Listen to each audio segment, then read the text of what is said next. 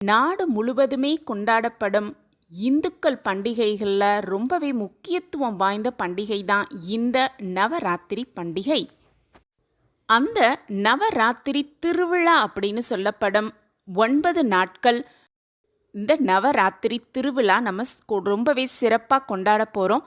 அந்த நவராத்திரியின் 9 நாளும் பெண்கள் கண்டிப்பாக இந்த ஒரு விஷயத்தை செய்யவே கூடாது அப்படிங்கிறத பற்றி தான் இந்த பதிவில் நம்ம தெரிஞ்சுக்க போகிறோம். வணக்கம். நம்ம சேனலுக்குள்ளே உங்கள் எல்லாரையும் வரவேற்கிறதுல எனக்கு ரொம்ப ரொம்ப சந்தோஷம். இறைவனோட ஆசிர்வாதம் எல்லாருக்கும் கிடைக்கட்டும். 9 நாட்கள் அம்பிகைக்காகவே திருவிழா எடுக்கப்படும் இந்த நவராத்திரி 9 நாட்களை தொடர்ந்து வரும் 10வது நாளில் நடைபெறும் தசரா பண்டிகை ரொம்பவே சிறப்பு வாய்ந்தது. பெண் தெய்வத்தை போற்றி வணங்கும் திருவிழாக்களில் முதலிடம் வகிப்பது இந்த நவராத்திரி திருவிழா அப்படிங்கிறது 100% உண்மை. மற்ற திருவிழாக்கள் எல்லாம் ஓரிரு நாட்களில் முடிந்து விட்டாலும் கூட இந்த நவராத்திரி திருவிழா அப்படிங்கிறது 9 நாட்கள் நடைபெறும் அப்படிங்கிறது தான் இதனுடைய சிறப்பு அம்சம்.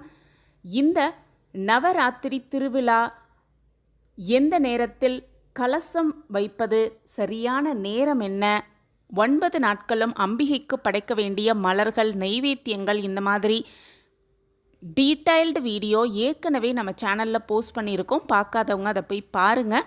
இந்த பதிவில் அந்த 9 நாட்களும் பெண்கள், குறிப்பாக விரதம் இருக்கும் பெண்கள் கண்டிப்பாக இந்த ஒரு விஷயத்தை செய்யவே கூடாது அப்படிங்கிறத பற்றி இந்த பதிவில் நம்ம தெரிஞ்சுக்கலாம். அம்பாள் பல்வேறு ரூபங்களில் பக்தர்களுக்கு அருள் புரியும் அற்புதமான காலம்தான் இந்த நவராத்திரி காலம். அன்னை பராசக்தியை விழா எடுத்து விரதமிருந்து வழிபடும் விழாக்களில் ஒன்று தான் இந்த நவராத்திரி விழா.